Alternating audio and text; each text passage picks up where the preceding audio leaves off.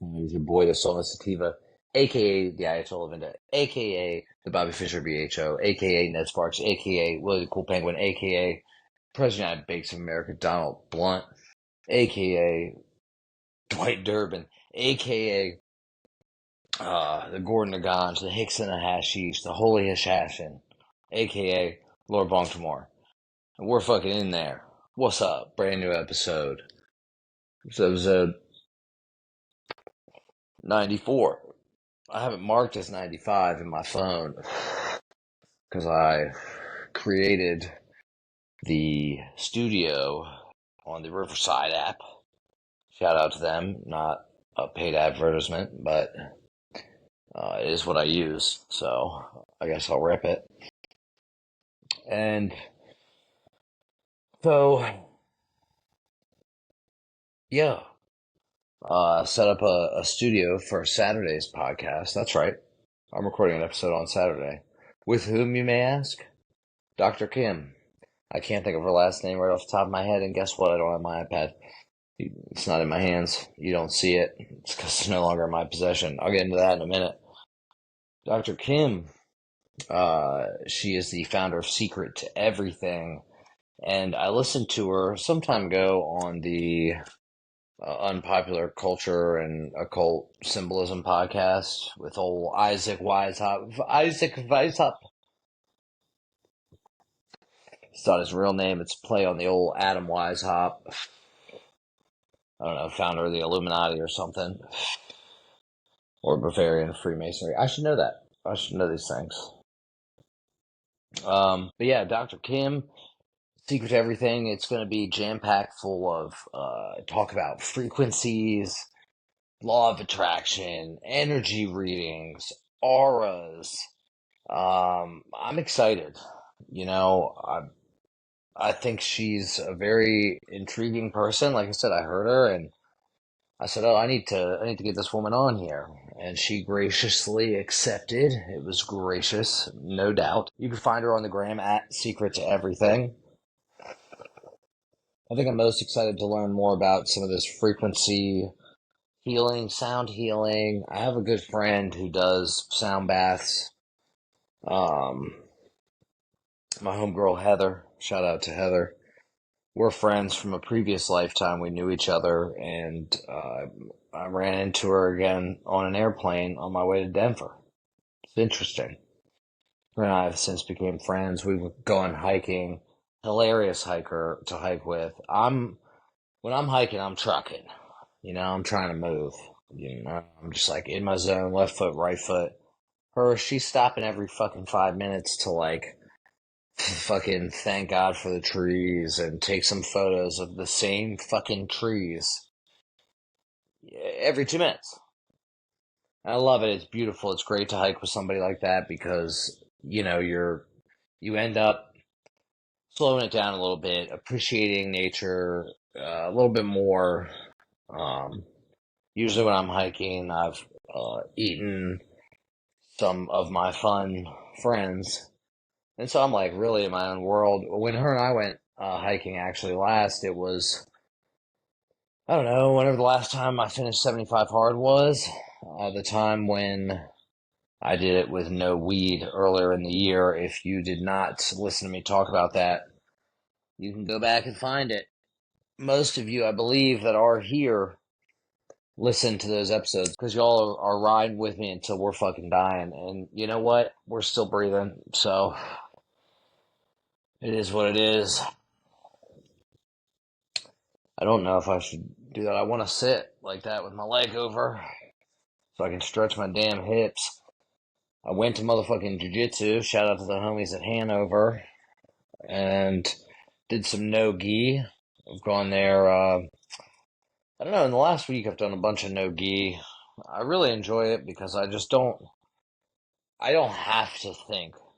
See, I think a lot of people don't like gi jiu-jitsu. They say it's because it's slower, it's more boring, whatever. I believe that it's because it's a thinking man's game.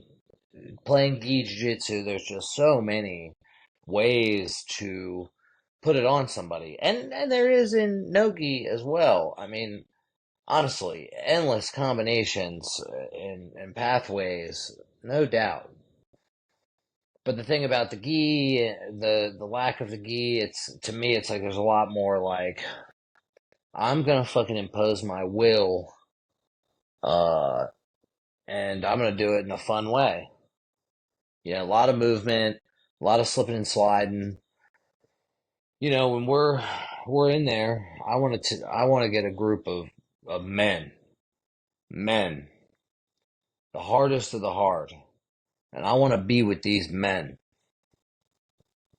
If you saw my story the other day, you know what I'm talking about. The repost from a Goggins clip that was made about jiu-jitsu. It's like, uh, me, jiu-jitsu's not gay. Also me. I want to get a group of men, tough men. And dude, I tell you, I watched it like 10 times. And I remember the original clip they pulled that from. And I was like, Goggins, I remember distinctly thinking to myself, Goggins, you are giving people opportunities for a lot of fucking sound bites right now. Thank you. It's midnight. I know it looks like I'm just starting a gallon. It's actually my second gallon. Fuck you. I do need to get a second workout in still. It is midnight. I have given myself the appropriate allotted amount of time, which is a minimum of 3 to 4 hours. I finished the jits at about 8:15. Make sure I could get a good 45 minutes of work in. And so yeah, 11:15 would have been 3 hours. I had to go to fucking Walmart. So let me back it up, man. Let me give you some background on this fucking stupid shit. And I feel like such a fucking asshole. So I said I don't have my iPad, and the reason is because it was stolen out of my car. Some of you may have seen that, some of you may not have. There are people that are like my YouTube friends that don't follow me on Instagram for some reason. Get over there. And it's been very frustrating because I use my fucking iPad every day. The speaker on my phone sucks. I have to use my headphones because it's like half broken. And so I got to use my headphones for pretty much any phone conversation. Otherwise, I'm like holding it right up to my ear, like, huh? Huh? I use my iPad to listen to podcasts, YouTube videos. Excuse me. And I use obviously my AirPods, so I'm giving myself brain damage for sure. But I'd like to keep that reduced. So I actually I've been meaning to get a Bluetooth speaker for a while. My kids threw mine like in the shower or in a bucket with water in it. Somehow they got water all over it or ran it underwater. I don't remember. They were small in their like destroy everything phase, which they're still pretty much in, but a different phase of it. So I got a Bluetooth speaker so I can listen to my shit. Because right now I don't have my iPad. I went through the whole rigmarole of, so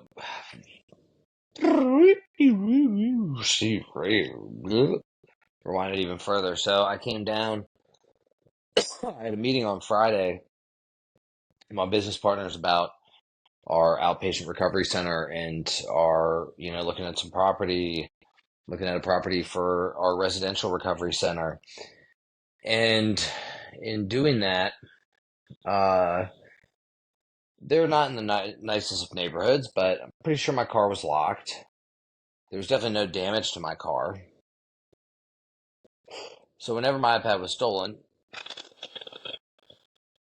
they fucking went right in there because I left it open.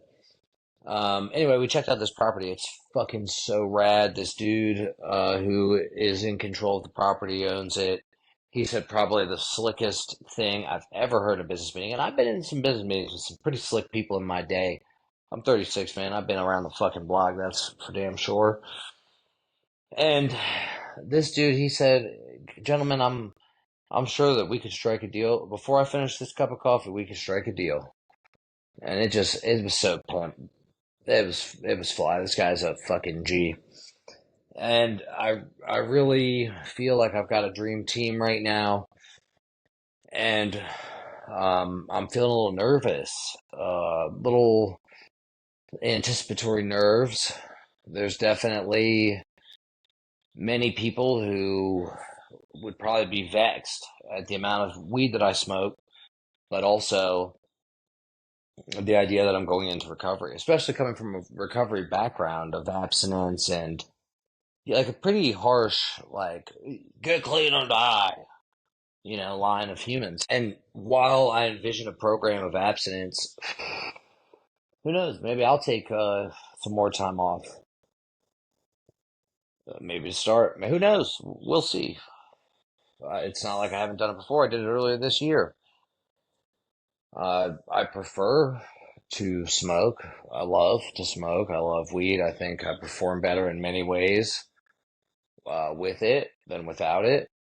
Um, the same as I do believe there are ways that I perform better without it than with it. So it's a trade-off in some ways. Who knows? Um, but we really got a great team. And the crazy thing about this industry is that you can check the boxes and you're making the money. Check the boxes and you make the money. It's that simple. But for me, it's so much further than that, so much deeper than that. It's like dealing with these fucking people that are whacked the fuck out. And I know there's a better way. I live it. I live it every day. I touch joy every day. I'm so grateful to God every day that I have on this plane of existence. And it's actually overwhelming at times to think about because I think about it so often. It's like 1,000-yard stare, Vietnam vet. Could have died in the shit, and many of my brothers did, and sisters. Shout out to y'all. Shout out to them.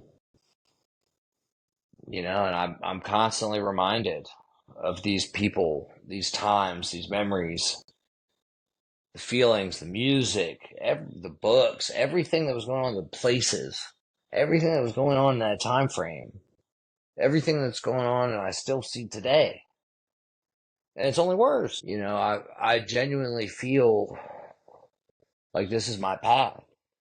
Even when I was using and I was full of this, cringy, self-centered, gay shit.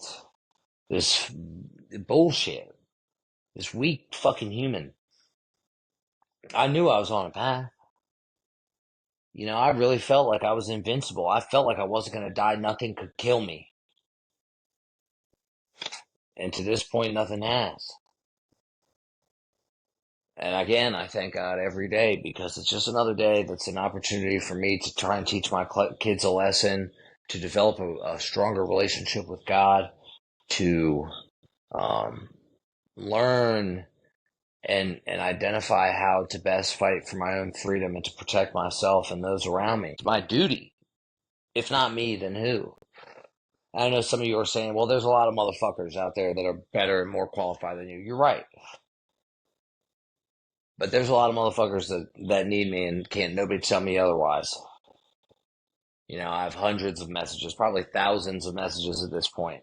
Thanks for what you do. I've had some opportunities recently and some people talk to me about potentially doing some things that if it comes to fruition could genuinely be some of the kindest things that some individuals have done for me. And it's humbling. It's humbling every day just trying to figure out another way to get through the day and just keep moving forward. And when it comes to this recovery shit, I'm all in. I'm all in for the people that want our help, that need our help. And I know it's like a uphill battle. It's primarily a losing battle. But I don't know, man. I feel like I have a duty. We have a duty. One thing that stands out to me, man, my man Pleasantly Press, one of the best hash makers around in the state of Maryland. This fool said something to me that was very wise. Damn, and now I can't remember what it was. Holy shit. Oh, him and I were just talking contextually for you. We were talking about people giving a fuck and how many people just don't give a fuck and how this apathy in life, this apathetic nature, this self-centered fucking bitch-assery.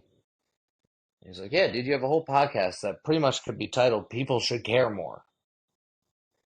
And that shit just stuck out to me because that is such a reality for me that I feel like I'm over here screaming, like, give a fuck, care about what's happening.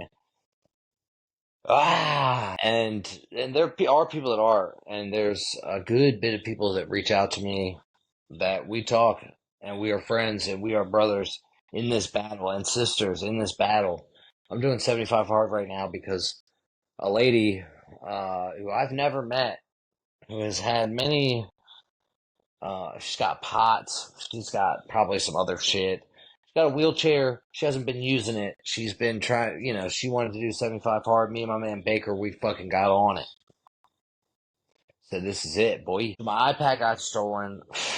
Either there, I went and did some no-gi with Coach Mikey and the gang. Got to roll with my man Kai, one of the owners of the gym. He ain't been training in some time. And I got to have a good round of jiu-jitsu with him, and it felt good, man. He gave me some very nice compliments, and he's somebody that has put a lot of time, effort, energy, blood, sweat, and tears on the mats. And so anytime somebody that has grinded it the fuck out for a long time gives you a compliment, it's a good feeling. It's a good feeling. I train a lot. I love it. It's my shit. I went and trained, and anytime I get to train with my homies, it's a good feeling. So I trained there. I may have left my car unlocked. I went to the gas station. May have left my car unlocked. Uh, got home late night, Friday night. Was like, oh, let me get my iPad out of my car real quick. Not there. Let me search my house up and down. Not there. I'm like, fuck. Look at where's my fucking iPhone on my phone? iPhone. It says that motherfucker, that bitch is in Westminster. Oh, fucking Sykesville Road. Motherfucker, if you listen to my shit and you are the one that has my iPad, give me that shit back, bro. Stop. You're being a real dickhead. Okay? If you don't listen, if you know who I'm talking about, lives on Sykesville Road, I think 3276 Sykesville Road. It's like, I definitely just docked somebody there. It's not there now. Now it's somewhere else in Sykesville. It's been in Sykesville. It's been in Woodbine. It's been in fucking Baltimore City. I called Maryland State Police because that's who had jurisdiction over the Sykesville address. Called them when I pulled up where's my iPhone to fucking look it up. Said that shit was in Baltimore City. Said it was in Baltimore City. So I really do think that it might have gotten taken while I was in the city, but I swear I didn't have my car unlocked. And if man, people are so goofy, dude. I swear that shit was in the back of my car too. Like, you really had to go in the back of my car. They took the charger. They took the fucking charger too. What a fucking bit of fuckery. And I didn't even realize it until I got home. It was gay. So, MSP couldn't really do shit for me. Anne Arundel is who I filed a report with. Their detective called me today. I sent her a bunch of screenshots of the location. It's been bouncing around, traveling, having a great time. I'm doing my best. Like, honestly, I'm not really as pissed off as one would imagine I would be, given the nature of how often I use it. I use it for books. Every day I read using my fucking iPad. I'm reading an analog book right now for 75 hard because they took my iPad, which is where I read my books on. I got the analog version, and I'm reading The Runner's Guide to the Meaning of Life. Actually, pretty deep so far. I'm about 50, 60 pages in. It's pretty deep. But I mean, as much as I like analog books, I've been on a spree of downloading some fucking absurd shit. Not absurd. Just like, I mean, for me and what I'm interested in at this stage of things, which I'll tell you right now, Freemasonry, fucking the legal system, fucking negotiable instruments and securities, trusts, private irrevocable trusts, fucking metaphysical, spiritual realms, different epochs of time, incarnations of Christ, Lucifer, and Ahriman. I'm on some next level shit. I'm esoteric as a motherfucker right now. It's a lot of it, dude, is stemming just from fucking reading the Bible. It's like I read the Bible, and then I'm like, okay, well, let me look into some of this, and I look some stuff up. I look up words and what they mean and where they come from and what this version of the Bible is utilizing these words, and it's a fucking process. And like what's happening, then you got to think about what's happening in that time period, what these people think, what their level of consciousness is compared to where we're at today. I don't believe it was the same level of self-awareness, but at the same time, I don't fucking know. Right now I'm reading an analog book for 75 hard. I've been increasing strength, put up 195 pounds the other day. I'm well on my way to a goal of bench pressing 225 pounds. Well on my way. Making moves, boy. But so my iPad got stolen.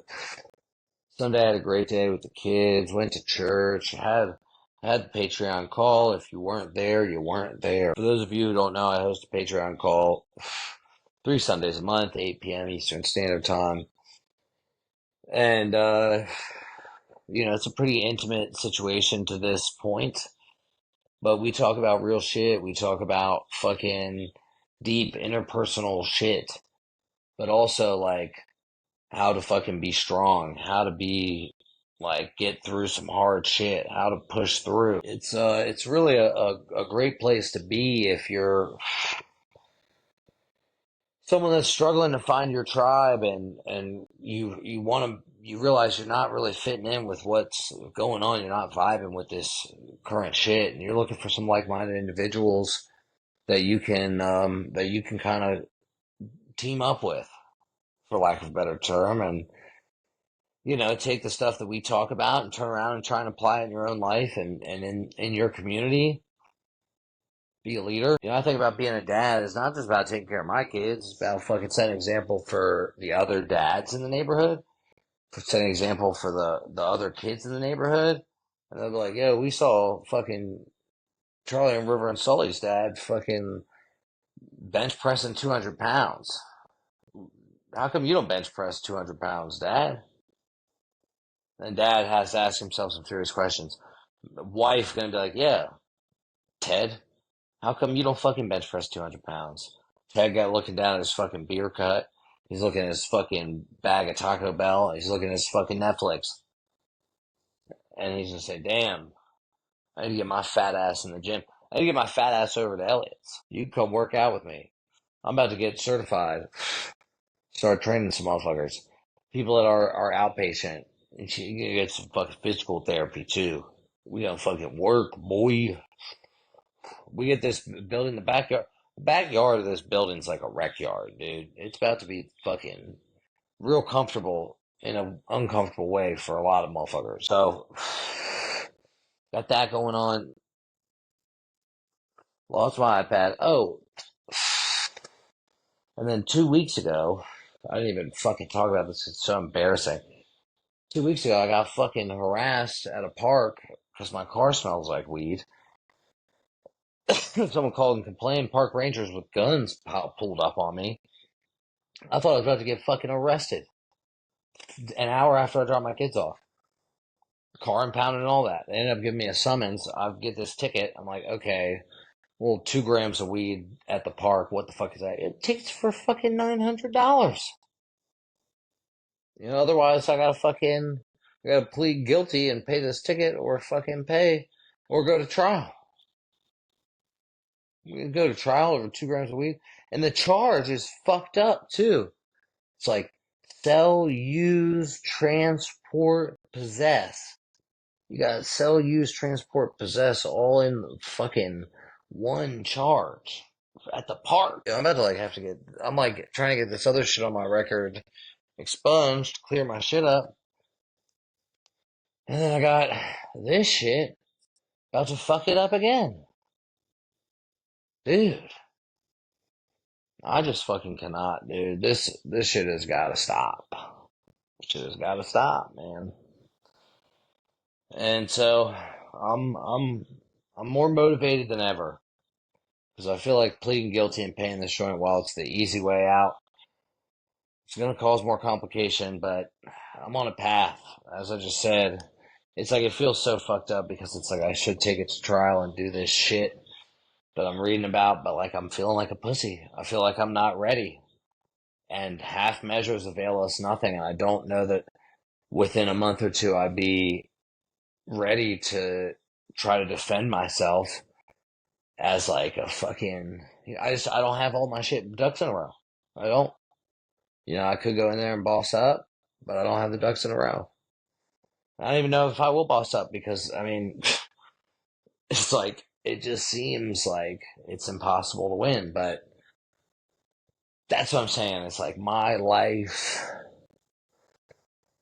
is full of these challenges that are uphill battles that I have to not be lazy and just fucking just accept, just fucking accept it. I got chills just saying that, just thinking about it, because it really is the reality for me, and like I know that that is what it is, and so that's why I've been so deep on my spiritual shit lately, and diving into my relationship with God, and what that is, and how can I how can I best utilize this knowledge, and rely on the fucking power of God to be able to get through these things that I have to face on my path to achieving what I need to in this incarnation of life and get back to the fucking spirit world and not have to keep coming back to this plane of existence. Because while it's awesome, it is awesome here, and I think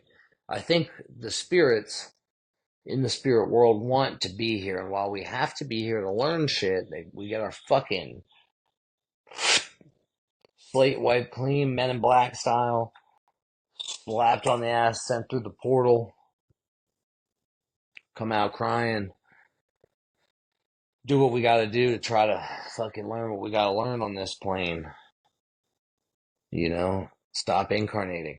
I read a thing the other day talking about how the people that are your family, your friends, your close people, they're people who incarnate with you over and over and over again.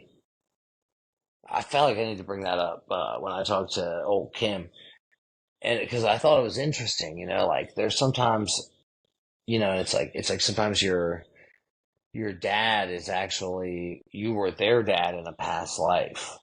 Your kid was your parent in a past life, or like in another timeline, and your spirit knows that. Like these things are fucking wild, man. It's wild. I don't know. I don't know. And some of the stuff I've listened to from like the early 1900s, talking about like if you're just looking at the Bible as in like this modern view of Christianity, you're not taking into account the spiritual science that went into it back then in that time. You're not getting the whole picture. And I just resonated with that so hard because we try to, I'll never forget, man. Last year I was talking to fucking this girl, and she said, I don't believe in God. I believe in science. And like, just as Cupid shot an arrow through my fucking heart, this bitch did too, and it fucking killed me. It turned my heart from this beating heart, love eye, Cupid fucking little wing floating on over with hearts above my head to this bitch to ice cold. Bitch, get off me.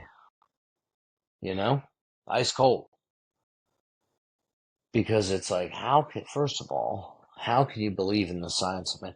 First of all, science, there's a lot of examples of how science actually like proves God and only like helps to deepen our understanding of God. Secondly, science. That's like saying, like, I mean, say you believe in science and not God. You're saying you believe in a method that we utilize to come to answer questions. You believe in a method that we use to answer questions, which is great. And like, that is a way, because if you're not talking about the scientific method, to me, you're not talking about science.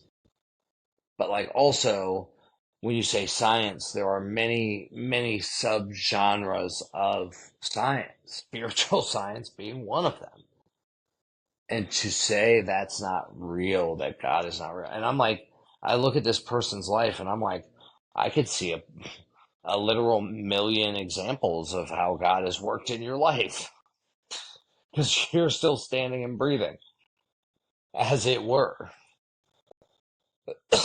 And this woman was wild, but also not fucking correct in the head. And, just fucking let shit get in the way that, like, I ignored a lot of red flags, to be honest. And I've spoken about this in more depth on another episode, I'm sure. But it's worth saying again that, when something's not vibing right, you gotta fucking let it go. So anyway, all in all, I'm about to pay this fucking ticket. It's obnoxious. I don't want to have to deal with it, but at the same time, also, I don't want to have to like go to a trial and deal with shit. I can get away with nobody fucking finding out about this for a while. I.e. my kid's mom or whatever. Just I don't want to deal with any of this hassle. My mom. I told my sister, she was like, well, if you need a few bucks, let me know. Like, thanks. Life's funny, man, and the timing is funny. It's just so stupid, and it's like, it just feels like just a little joke. Like, there's no coincidences. There's no coincidences at all, in my opinion. Only effects to a cause not yet known. And we can say it's because that lady had a stick up her ass. Maybe it's something deeper. But at the end of the day, I live my life as though every experience I have is meant to teach me something. And I'll tell you what, over the last few months, there's been a lot of examples of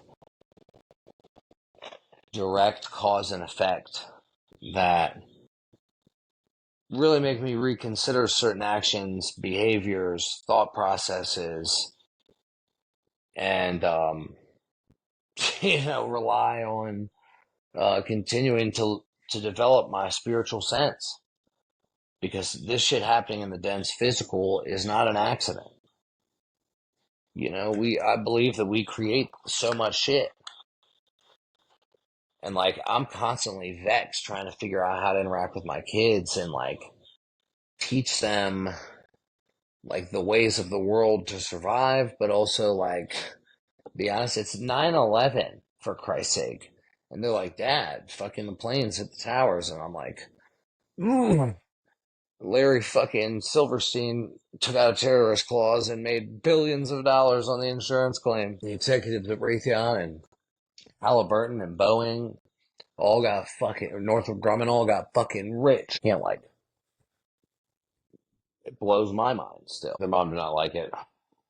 Parenting, tough. Charlie, my oldest, has been not performing to the level at which she can and does perform in any of her regular activities. Her attitude has been shit lately. And I'm like caught in the middle of like, do I fucking ride her ass and be an asshole? Do I like try to come from a place of love and understanding on some hippie bullshit? Where is the line? Where is the happy medium? You know, she's 7. Do I fucking spank her ass? Say, girl, get your fucking ass out there. You know, or do I give her a big hug and be like, dude, what the fuck is going on? Because I've done both, and neither seems to be working. At first, I wanted to blame it on their mom at jiu-jitsu. Like, when she shows up, they train differently. And then lately, they still have been training like shit. Well, Charlie. And and then soccer on Tuesday. Apparently, Charlie, you know, their mom's the coach.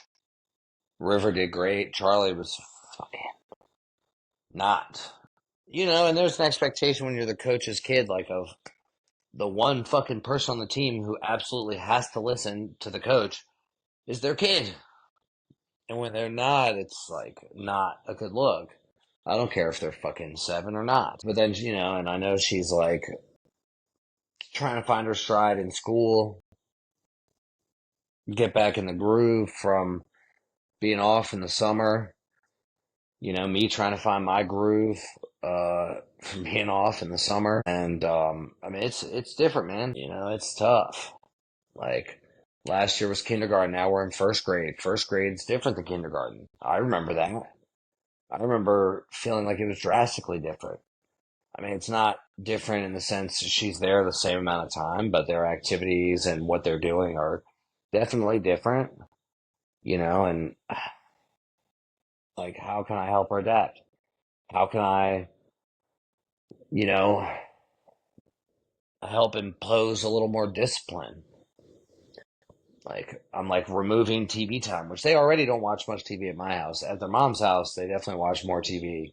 Not that I'm trying to hate on her, but it is frustrating when we're on different, and what we allow them to watch is different. And some could argue that I probably care less in some regards, but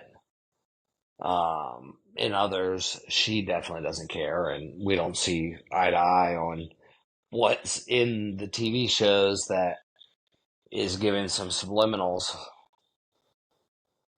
And I just don't want to teach them that. You know, it's not not where I'm at with it. So to think about these things is fucking crazy. Got a lot of shit going on.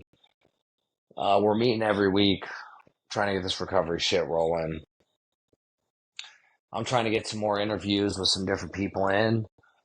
Actually going to be doing more podcasting through my work, not Let's Talk About It related. So we'll see how that works. I'm excited about that, trying to change things up, but really be able to rock and roll with some of this stuff. So, um,